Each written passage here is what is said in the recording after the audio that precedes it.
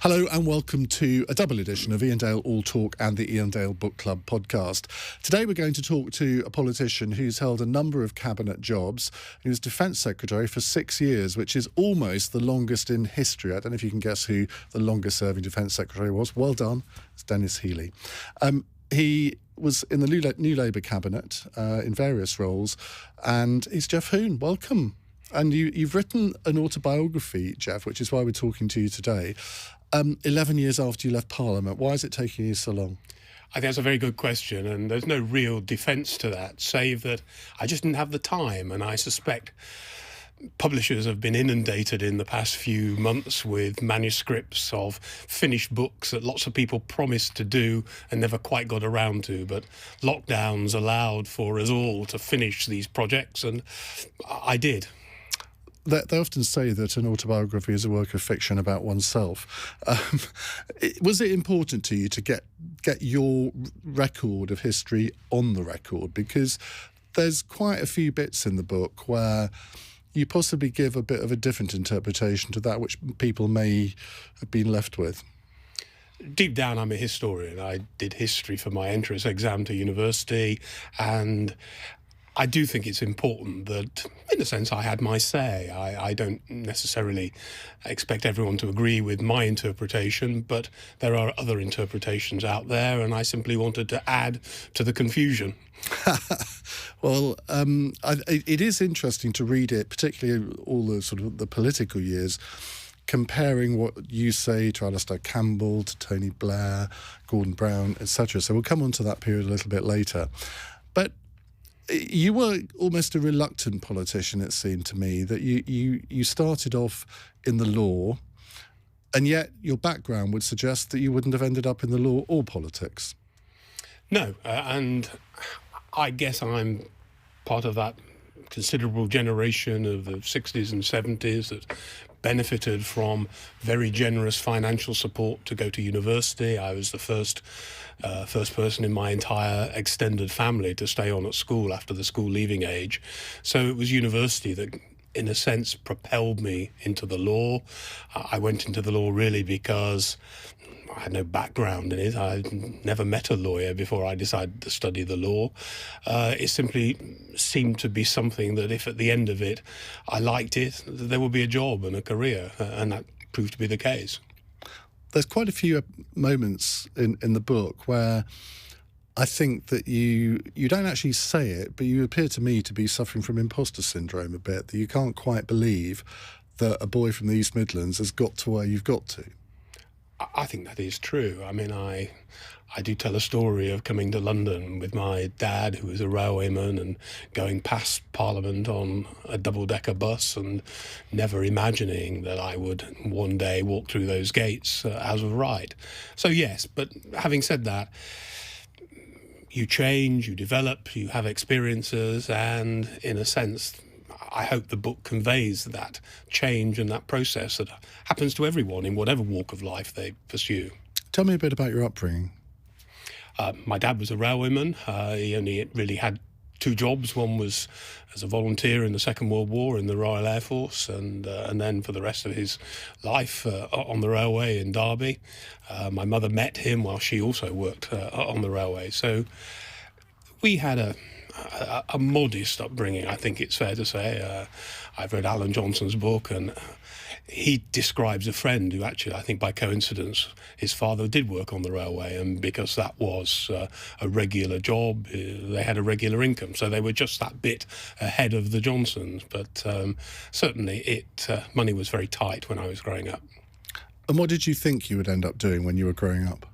Well, certainly my dad was asked that question once at a birthday party, and almost inevitably he said he thought that I would work on the railway because historically there were two jobs in Derby. One was working for the railway and the other was working for Rolls-Royce. My dad worked on the railway and my uncle worked for Rolls-Royce, so it would have been in that sort of area, I'm sure. And you kind of ended up working on the railway in a sense when you were Transport Secretary, I suppose. It's interesting. When I got to that chapter, I thought, you've got two things in common with Chris Grayling. One, in that you had to do Prime Minister's questions once, and he was asking the questions for the Conservatives. But he always wanted to be Secretary of State for Transport because he was fascinated by trains and all the other different aspects of it.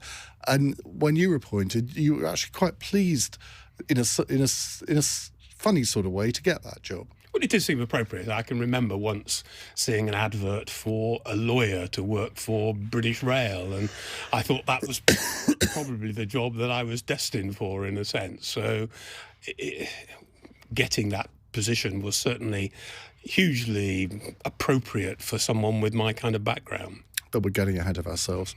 When did you first... What's your first political memory? Very much the debate about arms sales to South Africa. In the very early 60s, I was only 7 or 8.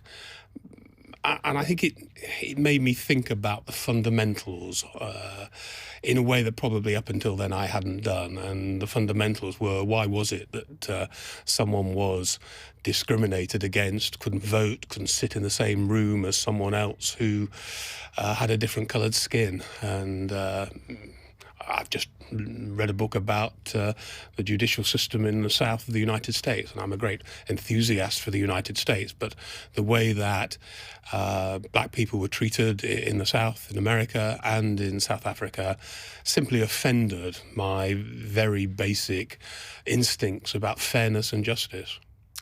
At the age of 7 or 8, see, that's quite something, I think, for a child that's young to even comprehend all of that. I'm not pretending that I had a well-worked-out answer or I came to any conclusions, but there was something fundamentally wrong as I thought it through. And do you think that was what turned you into somebody who was always going to be on the left? I asked that because I was trying to think when the first time I came across all the South African issue, and I think it was actually at university where there was a no platform policy and boycott of Barclays. This was in the early 1980s, but I don't think I was aware of it until I was 18, 10 years after you. Well, things change. I can just vividly recall this seemed to be an issue almost every day at the time, and it was something that made me think through the principles. I'm not pretending I had any great insight. It was simply about the way in which one human being treated another, and it just seemed to me fundamentally wrong. Because you talk in the book about your parents who were working-class conservatives. What did they make of your political awakening? They were not impressed. I think it's fair to say that my mother, who's 90 or almost 91, is still not impressed. So they were people who believed that you got on by hard work, by looking after yourself and your family. They were great people. They were hard workers. They always did the right thing. They had very, very strong principles and values. I just didn't agree with all of them. And what did they make of your political career? I think they were pretty puzzled to begin with, because the other aspect of working class conservatives is that they tend to be, sounds like a criticism and I don't mean it in this way, but they tend to be very deferential. So I can recall having a discussion where my name was in the local newspaper in the days when there were local newspapers, and being asked, well, why were you doing that? And I said, well, it's my job, it's what I do. I tell people what I think and what should happen. And they couldn't really quite accommodate that because it really wasn't for them. And when you were in the cabinet and the top of politics, did they share in that in any way? Did they come down to sort of big receptions? What did they make of your life at that point? I think they were, well, I hope they were proud, and as all parents would be in those circumstances. And certainly one of my proudest moments was my dad coming down for the remembrance event at the Albert Hall, and he rose to become a leading aircraftman in the Second World War, and a man called Sir Peter Squire, now sadly died, but was Chief of the Air Staff, a delightful man who I worked very closely with over a number of years, sat and talked to my dad, and I was really very impressed by, certainly Peter Squire, who was a delightful man, but at the same time seeing these two men talking together about their love of the RAF. How did you get on at university? To begin with, I found it quite strange, quite difficult. Having said that, I passed all the necessary examinations. I wasn't intimidated by it, at least not intellectually. I think the intimidation came with the realization that there were people from very, very different backgrounds from mine. I grew up in a small town in the mid to late 1960s where I think there was a real sense of equality and opportunity, virtually full employment at the time. I did not detect in that small town extremes of wealth, or for that matter, extremes of poverty. I mean, clearly there were people that I went to school with who were less well off, but nevertheless, that small town seemed relatively consistent across the board, whereas Cambridge, there were people there who had significant amounts of money, certainly as far as I was concerned, who had a student grant. And that made me realise that there was a very different world out there that at some stage I had to get to grips with. But did you ever feel out of place? There was a time initially, certainly, where people would make fun of my flat vowels. I was still saying bath and grass. I think I still say bath and grass, but maybe I've learned to accommodate it a little.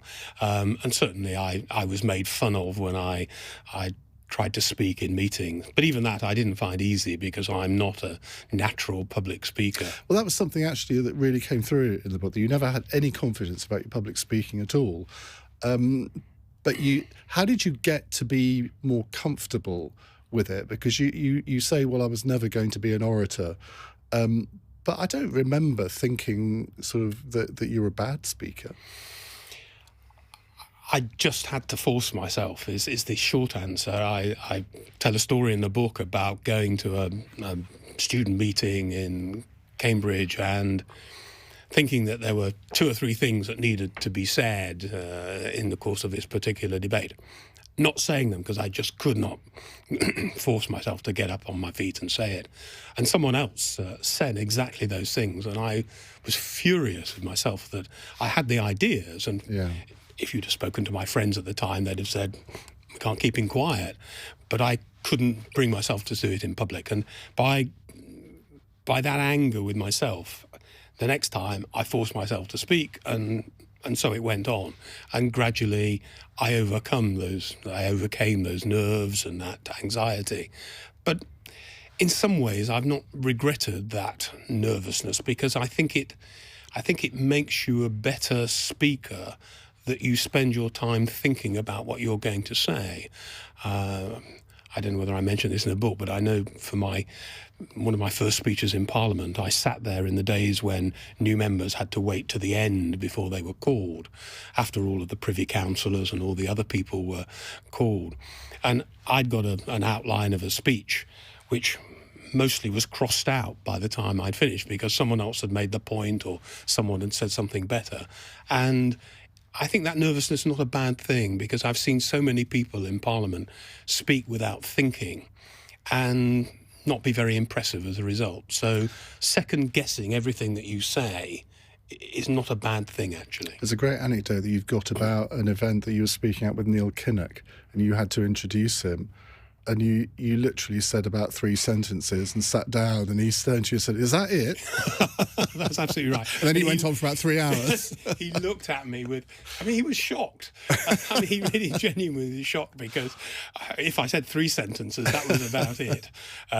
Whereas he had this just wonderful gift. But it was a wonderful gift that on that occasion, at any rate, he probably just went on for a little bit too long. And he was a wonderful, wonderful speaker. And I think had he have been a 19th century politician, he would always have been a favourite of everyone. Have you ever had a moment, though, where you've been giving a speech and you just thought, I've got these people, they are completely getting me, I'm enjoying myself, I don't feel this is a bit of a trial? Have you felt that? I think I have. There have been occasions, yes, when I felt comfortable. One of the problems about being a minister is that, well, I think it's a problem, I don't know whether it's still a problem, certainly for me it was a problem, that it wasn't exactly a script, but it was necessary to stay fairly clearly on side. Otherwise, there would be some repercussions. So the opportunities for speaking that I've enjoyed are really mostly when perhaps speaking after dinner or amongst people that I know well, where I don't, where I can relax and simply say what I think, like today maybe. Do you often wonder what would have happened if you had stayed in the law? Because you've got some quite interesting anecdotes about your initial career, certainly at Chambers in Nottingham, where, you tell the story. It's where the guy in charge of the Chambers when you were working for him, seemed to really support you and then just cut you loose. It was an extremely competitive environment, although I probably didn't appreciate that when I first began, and therefore once I got onto my feet, and because I was a little older than the typical pupil barrister, and because I was local and had a local accent, and the local solicitors rather liked that, so actually I got going really very quickly. But the head of Chambers wasn't so keen on that, and made sure that I was kept back a little, which frustrated me, certainly. And everyone always assumes that if you're a barrister, you must be incredibly rich. But I think you do a very good job in the book of explaining, well, that's not actually the case, certainly initially. And depending on what kind of law you specialise in, it might never be the case. I think it's still a very tough profession for someone from modest background to aspire to, and perhaps even tougher today because, as I said earlier, I had the benefit of very generous financial support through university. So I didn't finish university with a huge debt. I finished university kind of as I'd started. At the bar, you're not allowed to earn money in your second 6 months of training, of pupillage as it's known. Is that still the case? As far as I'm aware, I've never... Because that's a huge barrier to entry for people from a modest background. Most chambers would say that they give scholarships, and there's certainly some help. But again, one of the things that I look back on, slightly wry amusement, is that I never imagined I could afford to live in London because the costs of living in London compared to the East Midlands were enormous, and therefore I didn't see myself gravitating to London from Cambridge as most of my contemporaries did. And at that point you got married to Elaine, and you sort of thought about going into politics, and you ended up being selected as an MEP candidate, which she wasn't particularly impressed with. That is absolutely an understatement. I mean, she had given up a great deal of security when I moved from the academic world into the bar. She supported my very early period because she was teaching at the time. And for me then to throw up what looked like and by then was an extremely successful career for the uncertainties of politics was not something that she had in her game plan. And you did the classic thing of saying, oh, don't worry, I won't be selected. And then, of course, you were. Well, not only did I tell her that I wouldn't be selected, I told her I wouldn't be elected because in 1984 the Labour Party was still in a bad place after the era of Michael Foot and the rise of the hard left, and more than anything, I think actually it was Neil Kinnock driving the Labour Party forward that allowed me to win what was a very marginal seat in Derbyshire and Ashfield. And in a sense, that was the start of it all. But if Elaine were giving this interview, I assure you she would still not have forgiven me. And in a sense, it was quite an achievement because you were a pro-European candidate in what was then still a Eurosceptic party, because in '83 Labour had fought the election on coming out of the common market. So why do you think you got that selection?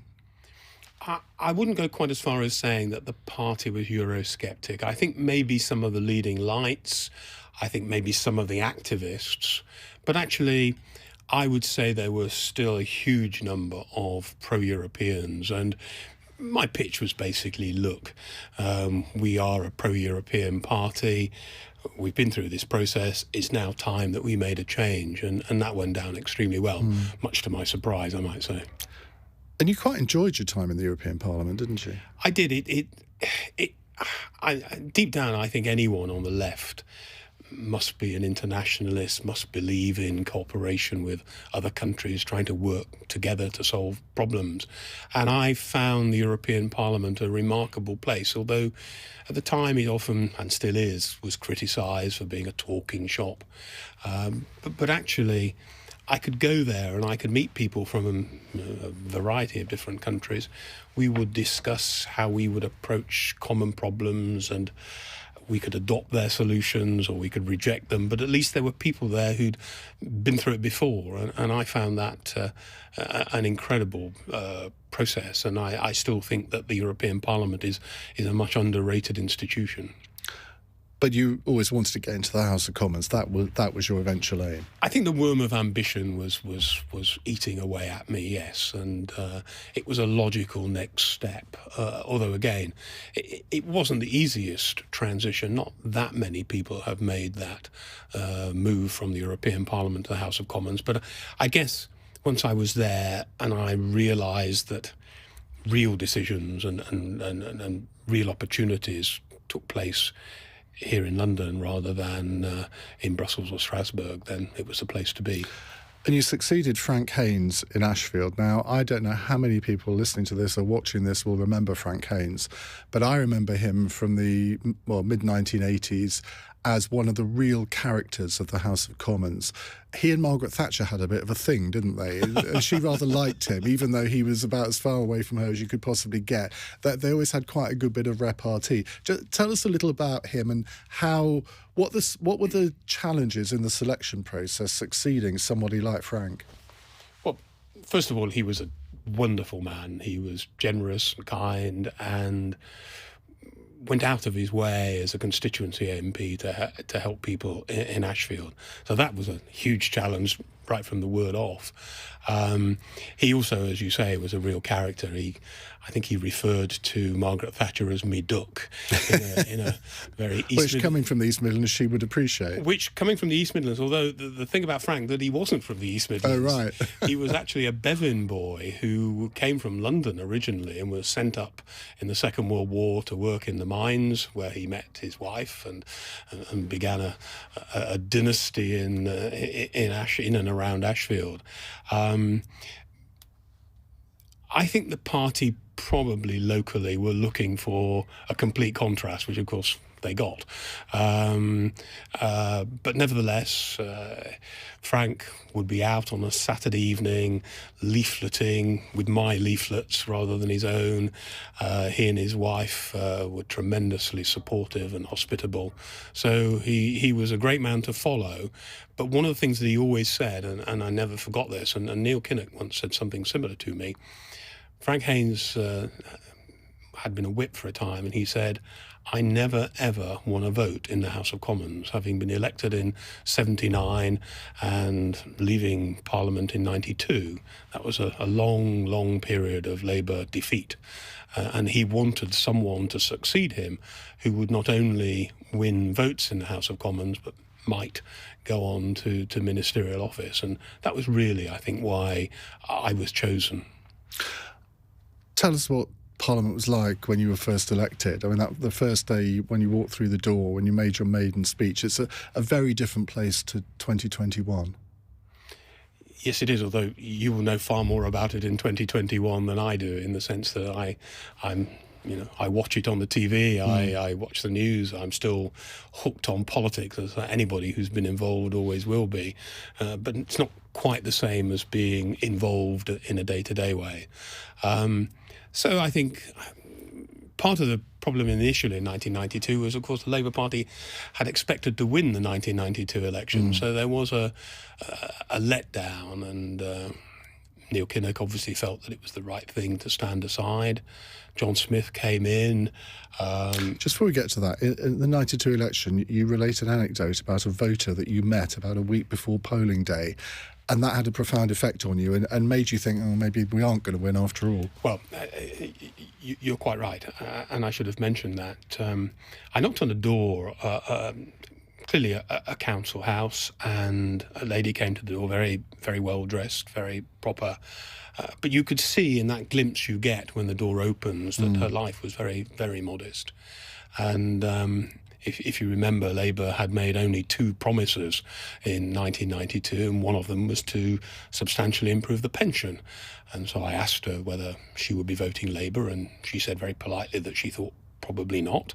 And I went into my candidate's routine of saying, well, we're going to increase the pension and you'll be much better off. And she looked at me for a moment and paused. And very politely, she said, I don't think the country can afford it. And it really made me realise that politics wasn't just about consumerism. It wasn't just about appealing to the lowest common denominator who gets the most out of it. It was actually genuinely about persuading people that we could do something for the country, and that it wasn't just enough to promise people money in their pocket, that actually they had a wider perspective of what was good for the country. If only John McDonnell had met her in 2019.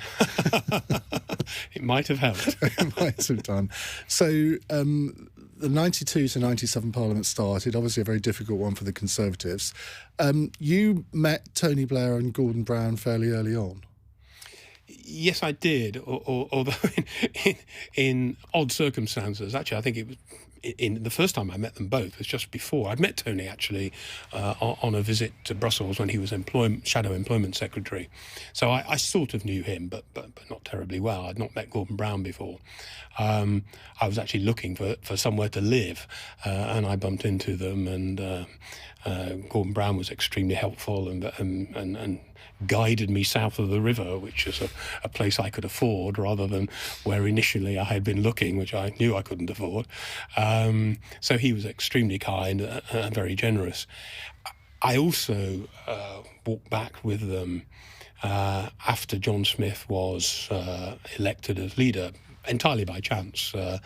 And it was clear to me in the sparkling conversation that took place between them that Gordon Brown was very much the senior partner in their relationship at the time. This was 1992, and he was fizzing with ideas and suggestions and what I should be doing, what Tony should be doing, what the party should be doing. He just was a bundle of intellectual brilliance. And going through that Parliament, what I can't quite remember, what shadow roles did you have during that time? Well, initially none, and although Jack Cunningham had tried to persuade his old friend John Smith that I should be promoted, John Smith was very old school. He thought you need to earn your time and work hard on the backbenches. I'm with him. And then, tragically, after he died, Tony Blair became leader, and you presumably supported him? Yes, and he wanted to change things, and he adopted initially, I'm sorry he didn't pursue it, but he initially adopted an idea which actually the Conservatives have always followed, which is that future ministers should spend some time in the Whip's office. So my first front bench position was as a whip, which was controversial because at that time the Labour Whip's office was slightly concerned that all of these new Labour people were being parachuted into the Whip's office. But actually it was a good experience. I learned a great deal about working with colleagues, about managing majorities or lack of it in our case at the time. And I think it would have been sensible for Tony to continue that process, and I think it's always worked very, very well for the Conservatives. They have a way of doing things which I think recognises that ministers have served their time in the Whip's office, and that I think helps persuade colleagues when they might be inclined to do something other than what the government might want. One of the things I found most fascinating about the book was all of the different reshuffles that took place, all the government appointments. And you've got so many stories to tell about your involvement in these, some positive, some not so. When the Blair government was first elected in 97, you thought that you were going to be Higher Education Minister, I think, which in a way you dodged a bullet by not being, but you weren't very pleased about the appointment you were given. Number 2 to Derry Irvine in the Lord Chancellor's office. Now, given that you had been a lawyer, I would have thought that would have been something that you would have enjoyed. Well, you did actually enjoy it in the end, but... I certainly enjoyed it, and I loved working with Derry Irvine, who's a great man and was a huge influence on me.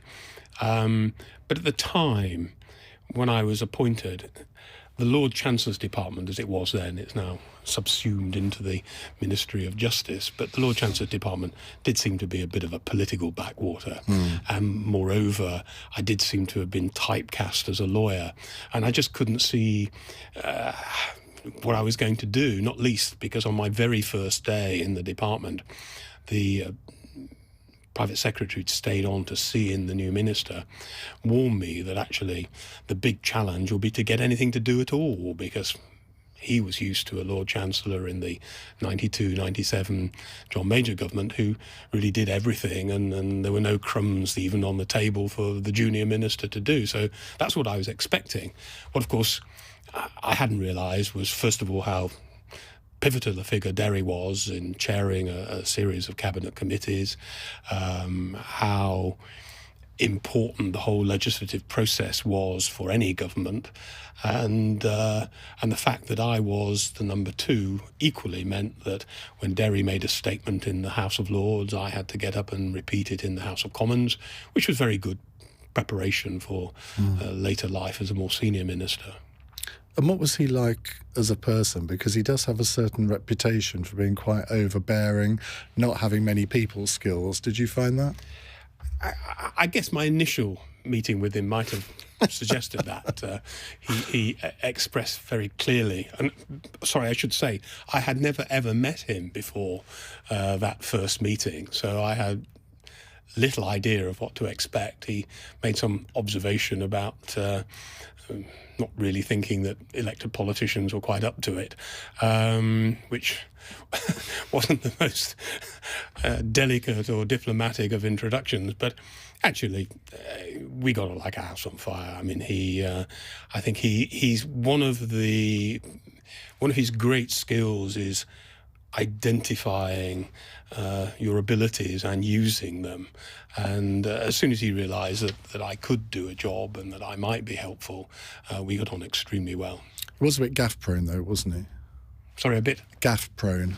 Well, he certainly ran into difficulties, and but I think part of the problem was that he had not fought an election. He had not been through that process. He was, I think, right up until 97, still practicing quite hard at the bar and had a brilliant reputation for commanding detail. And I guess I shouldn't really speak for him, but I guess he probably thought that that command of detail was going to be useful in politics, as it was. And when he went through line by line proposals for legislation, he revealed all of the various problems that inevitably we were going to face as we launched this flagship legislation onto the water, because you know better than I do that if government legislation is not thought through, there are a huge range of people who will try and put holes in it. So one of the things that I think was underappreciated was the way in which he looked at legislation, as he probably looked at the law and looked at a case with a very fine eye for what could go wrong. There was one instance where he announced something and you said, no, you've got this completely wrong. And in the end, well, you tell the story, because I think this is very illustrative of, I mean, he did have this reputation for being very overbearing and sort of, well, I'm always right. But this incident slightly belied that. What you're referring to is some legislation actually that we'd inherited from the Conservatives. In the dying days of John Major's administration, there was a law commission proposal to reform the law of divorce. Normally speaking, law commission proposals go through on the nod. Nobody argues with reform of the law in that abstract sense.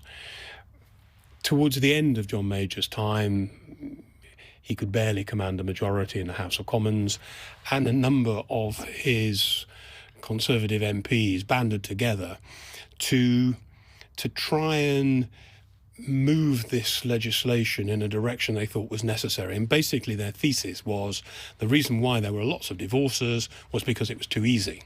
So they had the idea that they should make divorce more difficult. And what was passed into law was a proposal to have what were called information meetings. So anybody who wanted to divorce in the first place had to go along, sign up for this meeting where they would be told about the financial difficulties, they would be told that their children would suffer if they were to divorce, and this was a prerequisite before anyone could divorce. Well, I'd had a close friend who'd been through a terrible time getting a divorce. It took him a long time to bring himself to do it. He had a daughter, and I knew that people did not divorce easily. And so I was dead against this particular proposal, and particularly at a time when we were still trying to work with the Conservative government's financial proposals. We did not have a lot of spare money, and spending tens of millions, possibly hundreds of millions of pounds on organising these information meetings right across the country just thought was mad. But as a brand new, rather naive minister, I made a terrible mistake, and I told the civil servants what I thought, with the result that these papers suddenly stopped coming to me. It was a very Humphrey exercise as far as I was concerned. I had a wonderful private secretary by then, a new one, and he told me what was going on, that I'd been kept out of the loop because they knew I was dead against it. And at around the time of some of Derry's difficulties with the media, he signed this off. I honestly don't really think that he looked at it in the kind of detail that I think he would have done had he have not been under pressure elsewhere. But anyway, it was signed off as policy. And when I found out, I went to see him and had it out with him and said, look, this is nonsense. We haven't got the money. It doesn't work anyway. And why are we doing this? And to his enormous credit, and as you say, he has a very different public reputation sometimes, he listened to what I had to say, he looked at the proposals, and he said, right, you're absolutely correct about this, but it's gone through the cabinet. You are going to have to explain this to the Prime Minister. You know, there was either junior minister for paper clips in the Lord Chancellor's Empty department. stomach moment. And I suddenly marched across to Downing Street to sit with Tony Blair as Prime Minister and his mentor, the Lord Chancellor, to tell the Prime Minister that the Lord Chancellor has got it wrong and that I'd got it right. It was definitely a heart-in-the-mouth moment. Do you think that was... I mean, OK, Tony Blair knew who you were before that, but do you think that was the moment where you really made your mark with him? I don't know. I think it certainly helped. One of the things I always found with Tony Blair, and despite, again, you know, some different perceptions sometimes in the world, if you explained your case to him clearly, openly and fairly, I never had the slightest difficulty. I'm not saying he always agreed with me, but he was open to argument and listened to argument, thought about it, and would come back and give you the answer. There are a couple of occasions in the book where you describe a prime ministerial bollocking from Tony Blair. Now, I can't imagine him administering a bollocking. What did that feel like? How did it happen? Well, it was very polite. I'm not pretending that I got shouted at, but I knew that I was made to feel very uncomfortable. And actually, if you think about it, bollockings where you're made to feel uncomfortable because you know you're in the wrong and you've been caught out, they're more difficult than somebody simply shouting at you, because the reaction of most people when you get shouted at is to shout back at them. Even if they're Prime Minister. Even if they're Prime Minister. Now, let's move on to when you were appointed Defence Secretary. I think that appointment was your fourth different appointment in like 6 months or something, wasn't it? Because where did you went to be Europe Minister? I started out 2000. No, sorry, get me getting the dates right. I started out in 1999 in the Lord Chancellor's department, having failed to be moved during one of the various reshuffles. I then was moved to the Foreign Office initially with responsibility for the Middle East and the Far East, including Iraq, which was interesting. 2 months later, I became the Europe Minister. And was Europe Minister right through the summer, but never actually appeared in Parliament as Minister for Europe. And then in October, so 3 or 4 months later, I became the Defence Secretary. So yes, I'd had 4 jobs in 4 or 5 months. Did you feel qualified to be Defence Secretary? I'm not sure modern politicians are automatically qualified to be Defence Secretary. You rightly mentioned Dennis Healy earlier, a man with a military cross, the beach master at Anzio, a man with a very distinguished military career who followed military matters and defence matters, was the longest serving Defence Secretary. I mean, these are men from a generation who served, and very few modern members of Parliament have that experience. And therefore, obviously, I went into it absolutely determined to live up to the ideals that my father had given me, who volunteered, even though he was in a reserved occupation. So I think Charles Guthrie, who was the Chief of the Defence Staff, said I had the right attitude, even though perhaps I didn't have the right qualifications. Obviously, Afghanistan and Iraq dominate your 6 years as Defence Secretary. Where were you on the 11th of September 2001? I just opened the first major defence exhibition that took place at the Excel Conference Centre. It still goes on every other year. I'd given a speech, toured the stands, had a quick lunch, and came out to find my driver unusually standing by the car. And he told me straight away that a plane had crashed into the World Trade Center. Initially, for a few minutes at any rate, everyone had assumed that some terrible accident had taken place. But very quickly, as the second plane went into the second of the towers, it was obvious that something much more sinister had occurred. So you immediately went back to the MOD. And it seemed to me from reading your account of this that you were fairly quick to realise that nothing would be the same again.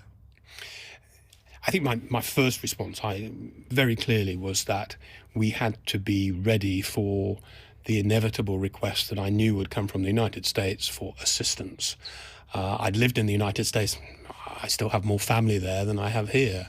And no American president could survive public opinion in the United States unless he or she one day had responded to that kind of attack on American soil.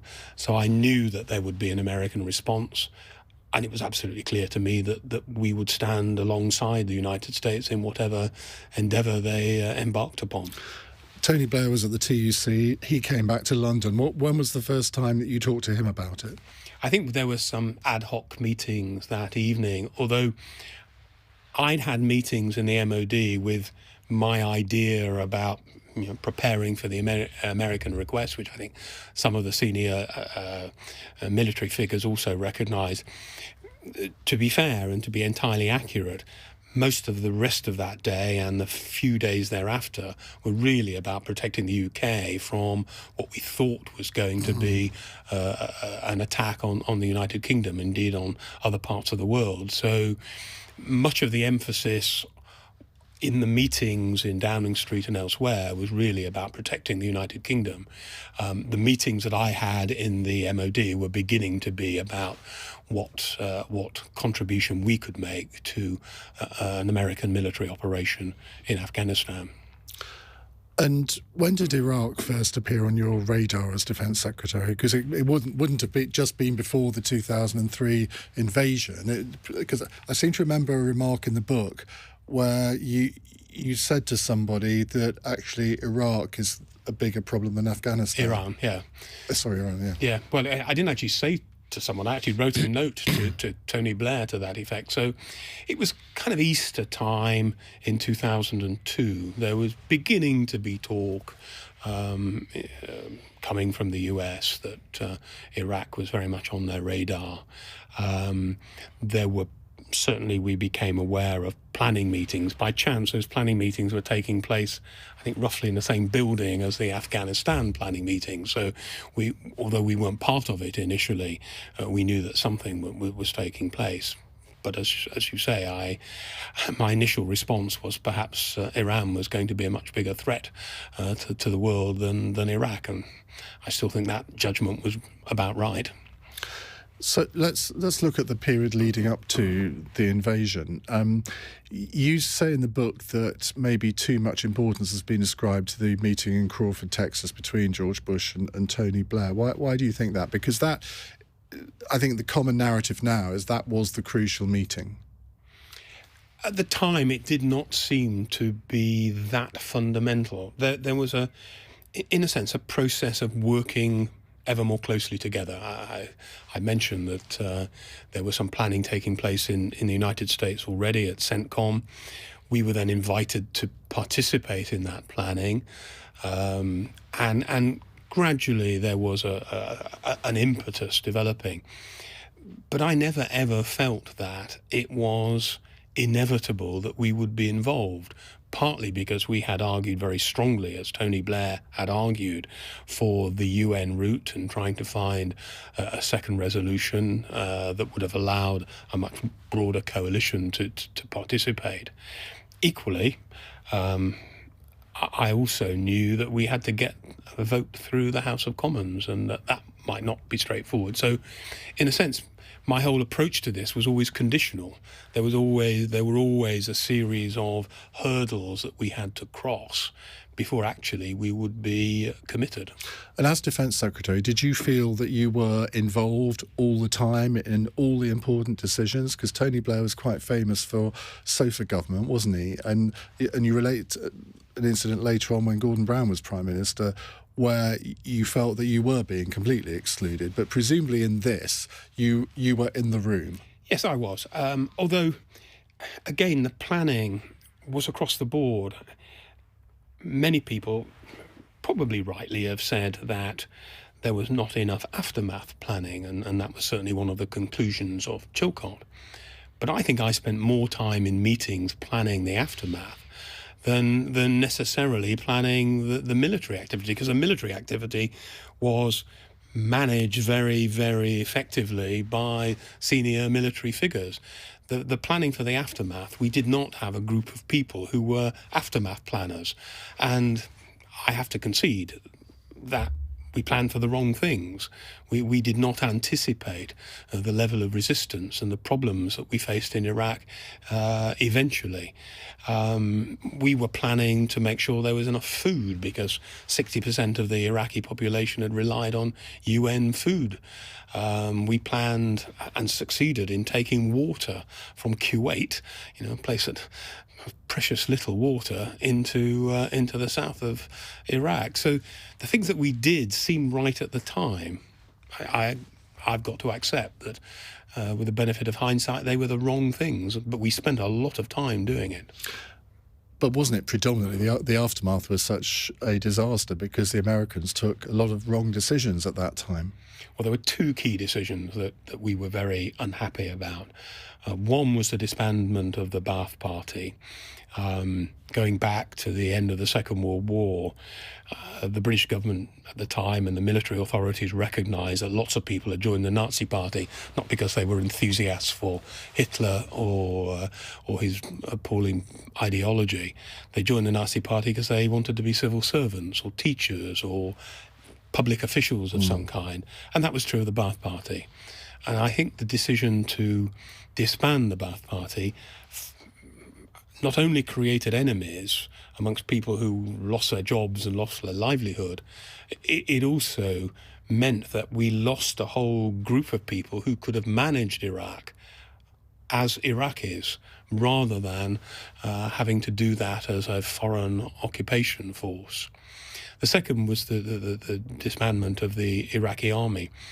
And again, I think that was wrong because we had understood, even before the invasion, that Saddam Hussein was not entirely comfortable with many parts of his own military hierarchy. Indeed, the Republican Guard, his elite force, were never allowed into Baghdad because he didn't trust them. And we, in fact, at various stages in the fighting, held back from attacking parts of the Republican Guard simply because we thought, again, they would be a force for stability. Once they were dissolved and people lost their jobs in the military, they went to the dark side.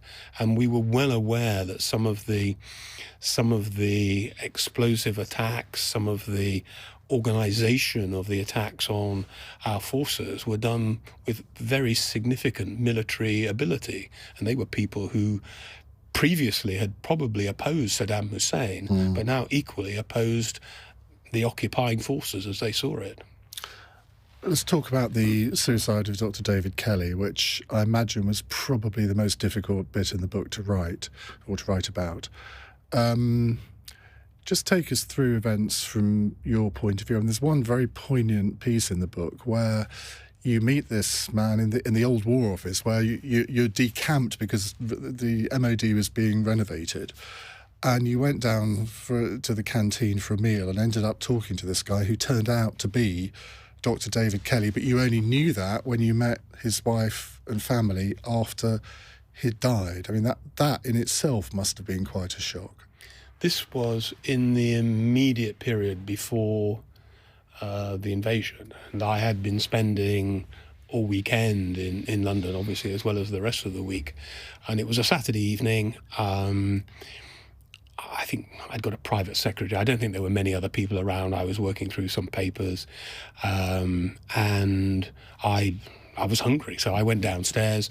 There was a very sort of impromptu cafe set up somewhere in the bowels of the old War Office building, and I went there, got something to eat, sat down, and started a conversation with someone who clearly was very knowledgeable about Iraq, about weapons of mass destruction.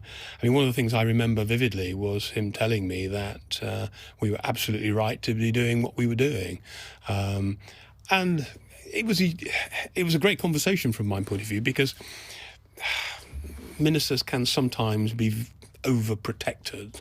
You know, having the opportunity of meeting someone on a Saturday evening in the building, having a chat without sort of preparation, without somebody saying, okay, well, it's time you moved on, Minister, was very welcome, and I enjoyed the conversation, although I had absolutely no idea at the time who it was. And as you say, it was only after his tragic suicide that I went to visit his wife and daughters, and they told me that he'd come back that Saturday evening full of enthusiasm, that he'd met the Secretary of State and told him what he thought, and they recounted to me the conversation. So that, as you say, was the first I'd heard of him.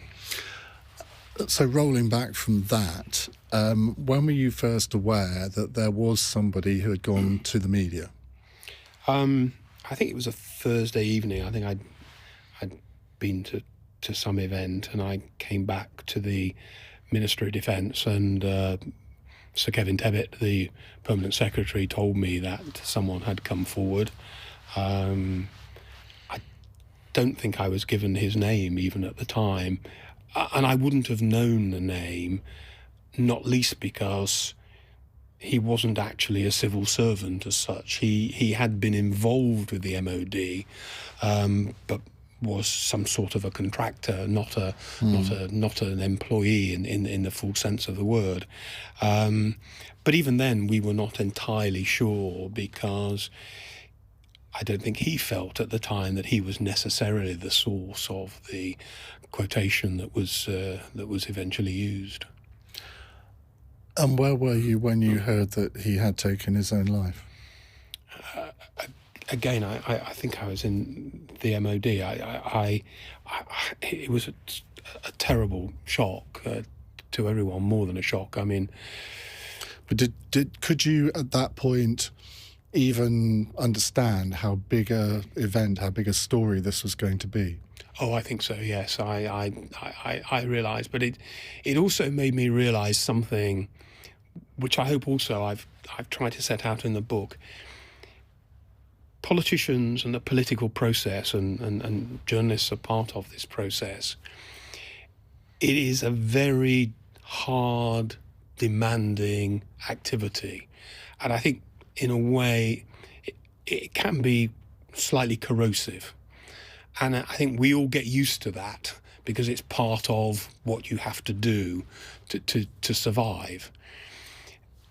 We had put a man, a rather gentle, quiet man, into the forefront of public and political debate, and had not in any way whatsoever appreciated the impact that was going to have on him. A proud man, a man who, was an expert, was thoughtful, but instead of having the opportunity of being thoughtful and considered, as he, I'm sure, was in his working life, he was being hit by very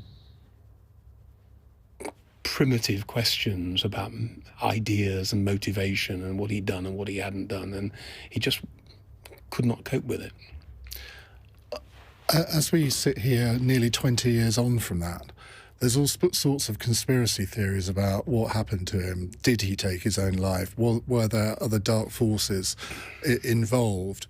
Are you still 100% certain that the story that we have, that he did take his own life, is the correct one?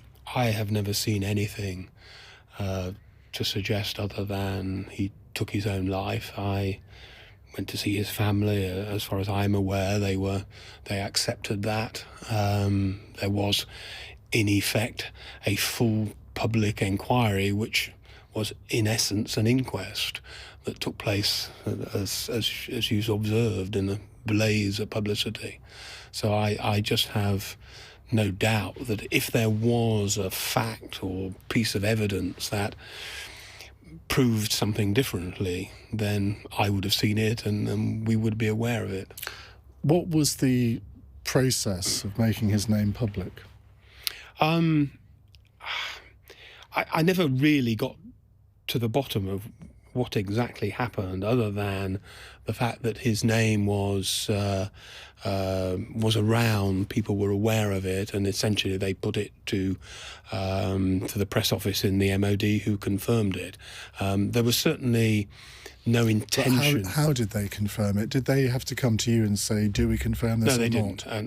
and I that's why I'm less than clear about how that happened, because I simply do not know what the process was, other than I think lots of people by then were aware of the name, and I think the press office in the MOD simply accepted that since so many people knew it, they would confirm it.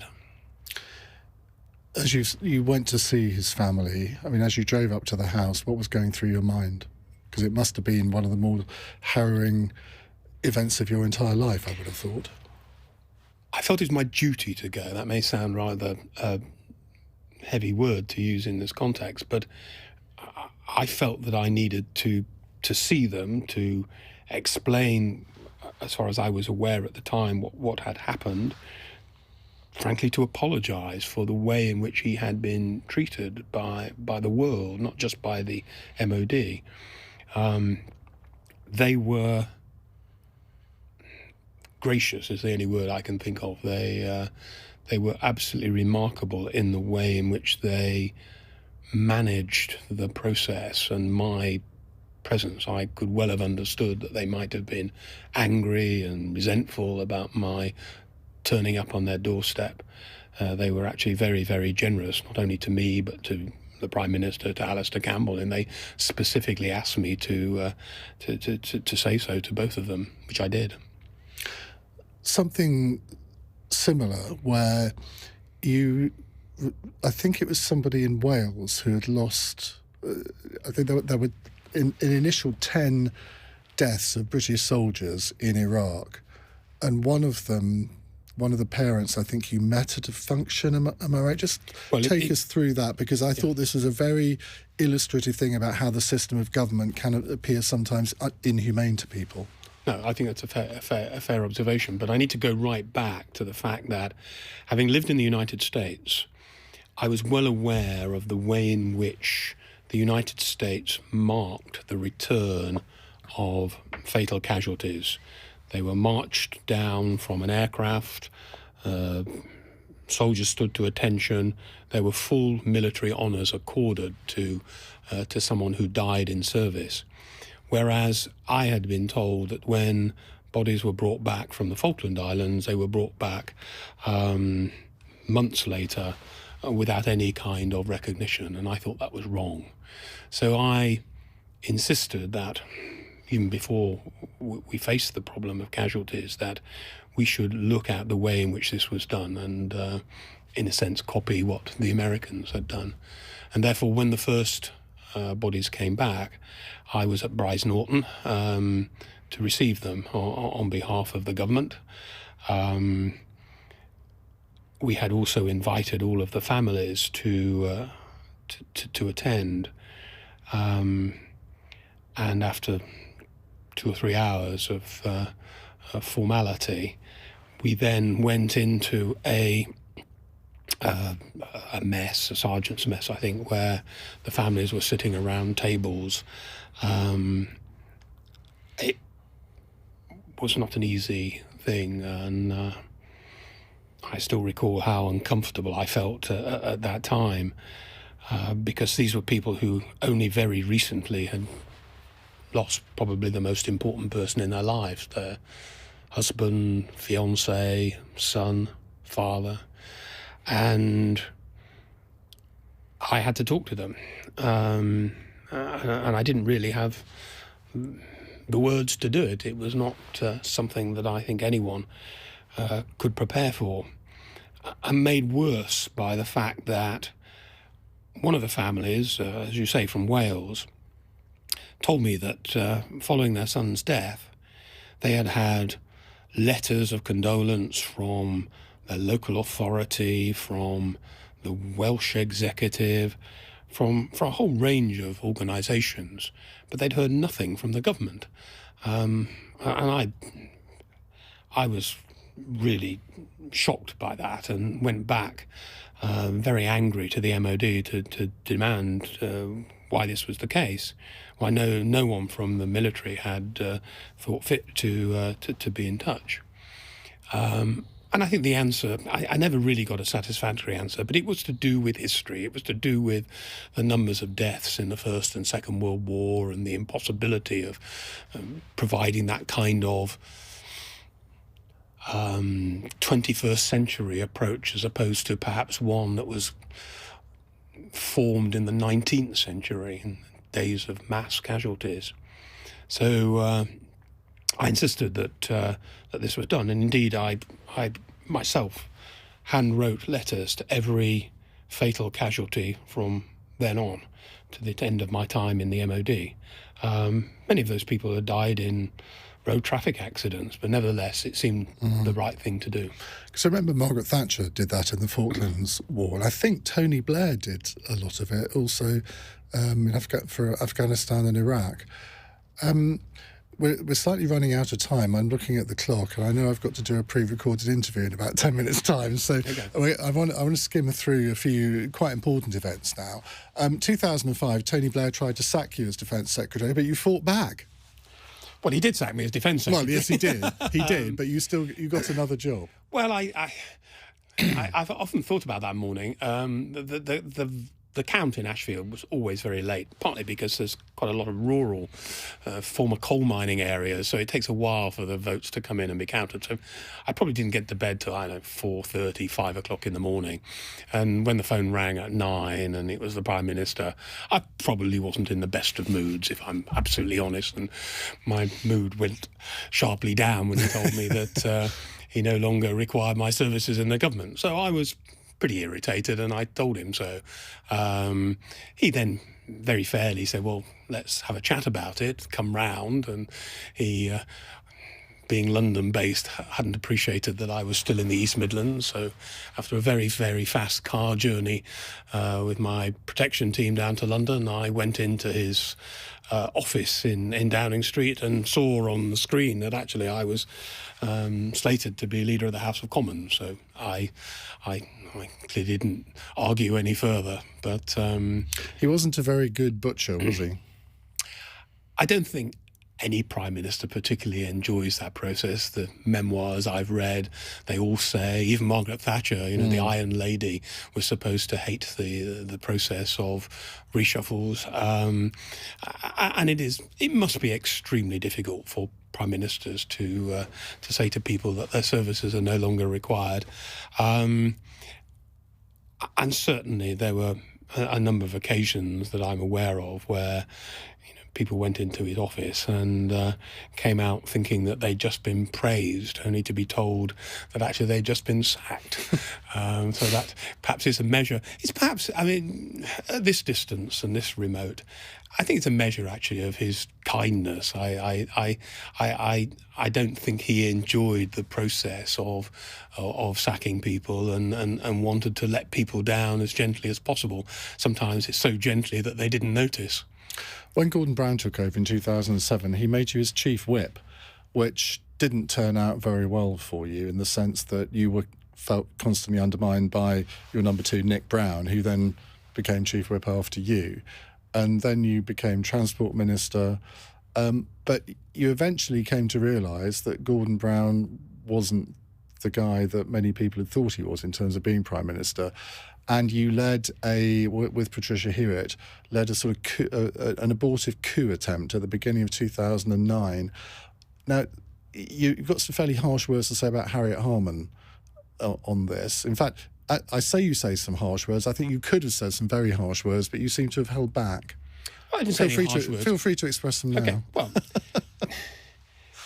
going right back, and I think most members of the Cabinet, at the time that Gordon Brown became Prime Minister, thought he was the only choice. He seemed to bestride the Treasury. He seemed to be the right man in a crisis. Whenever we had policy discussions around the Cabinet table, he'd always got the strategy well thought through and outlined it, when the rest of us seemed to be managing our departments and struggling sometimes in the process. So I had no doubt that he should be Prime Minister. What I hadn't appreciated, perhaps, was that in the Treasury he had only taken the really big decisions. He delegated much of the day-to-day stuff to people like Ed Balls and others who worked closely with him. And sadly, and I think it is a tragedy for a man of such considerable intellect, he appeared not to be able to deal with the day-to-day detail of being Prime Minister. And I often used to say to civil servants, particularly when I moved to a new department, that they didn't really need ministers other than to take the big decisions, because that's what they're there for. And in a sense, junior ministers take junior ministers' decisions. If they can't agree, they go to the cabinet minister. If cabinet ministers can't agree, inevitably the Prime Minister has to decide. So there's a constant process of work arriving on the Prime Minister's desk in Downing Street that he and only he can resolve. And Gordon Brown, sadly, could not deal with that process of taking those decisions. He wanted to look into every detail in order to reach a decision, and there just was not the time for that. And I think it is a tragedy. I think he had almost every other quality required, but for that ability to take decisions, which sadly actually is the fundamental quality required of a modern Prime Minister. But Harriet Harman, who was Deputy Leader of the party at the time, Senior Cabinet Minister, she effectively set you and Patricia Hewitt up to start this coup attempt and then ran at the first sign of gunfire. Well, she called me one Saturday night, I think it was just before Parliament was due back in January, and said that if I and other senior figures were prepared to indicate that action should be taken to consider having a new leader of the Labour Party, then she and other members of the Cabinet would be behind that.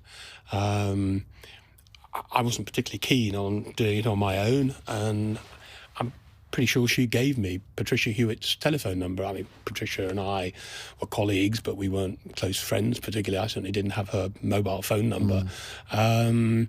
It wasn't something you could go through a switchboard to do. And I called her, and she agreed, and we started the process on the Monday, I think, when we got back to Parliament.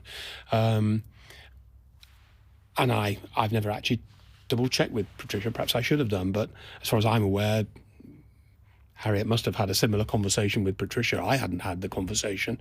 So the two of us then did invite members of Parliament to consider whether they wanted Gordon Brown to be leader. But it was not.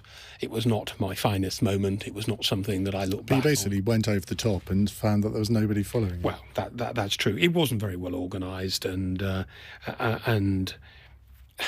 mean, the only consolation, in a sense, I have is that probably history proved me correct, but I remain deeply disappointed to this day that we did not have quite enough seats after the 2010 election to form a coalition with the Liberal Democrats. It would have been a much more natural political coalition than the one that was formed with the Conservatives. I think it would have been the start of something different in British politics, and I think we would have perhaps avoided many of the problems that Britain has faced since then. So you left Parliament in 2010. They say there's nothing so X as an ex-MP, and you didn't find it easy to find a new job. And then you had the Sunday Times Dispatch's sting operation, which, I mean, many people have been victims of sting operations, but that must have been a very, very uncomfortable experience. I think it was one of the low points in my life, if I'm honest. I was not sleeping very well. I just felt that I'd let so many people down by being caught out in that way, and it also made it, well, at least for a while, it made it extremely difficult to get any of the jobs that either I'd been promised or I'd been talked about doing. Having said all of that, I did get through it. It wasn't a great period in my life. I was taken in, but at the same time, I probably said things that even in private I probably shouldn't have done. So I was fairly fortunate actually in getting what proved to be a hugely exciting and enjoyable job with Augusta Westland. I travelled the world selling helicopters as part of their very senior management team, and it just gave me a new lease on life. But certainly for a few months it was pretty grim. You quote in the book the famous phrase, all political careers end in failure. Do you feel that your career ended in failure? Because if you do, I don't think you ought to. Well, it's kind of you to say so. There have been times when I certainly felt like that, because I went to the House of Commons in 1992 full of idealism, enthusiasm. I say this against myself, slightly proud that I'd actually made it. And it was something, well, why not? Something really important. And I left with this cloud over me of the sting of a terrible report by the Standards Committee, and I just felt that I had gone through a terrible process that, you know, in a sense I brought on myself, and there's nothing worse than feeling that, you know, you're the author of your own misfortune. So certainly there were times when I wondered whether it was worth it. Now, with the benefit of some distance, then it was worth it, and no one should feel that they had failed in public life. And at no point did Elaine say, "I told you shouldn't have gone into politics." Actually, I don't know Elaine, but I know enough of what you write about her in the book to think she probably did. Yeah, she's far too generous to say quite as categorically as that. But nevertheless, I was left in no doubt that, well, I think that was part of the problem. And it's part of the problem in a sense that I hope I try and address in the book. In a way, the book, someone asked me the other day, what's the target audience? And I think it's my 25-year-old self, or maybe a 25-year-old today, who's thinking, you know, I'd like to be a member of Parliament. I'd like that political career. And I think it's trying to demonstrate that actually this is a tough process. You should not go into this thinking this is all going to be wonderful and straightforward. Well, Geoff, it's been an absolute pleasure. I hope everyone buys your book. It's called See How They Run, and it's out now. Thank you very much indeed. Thank you. And join us again next week. Goodbye.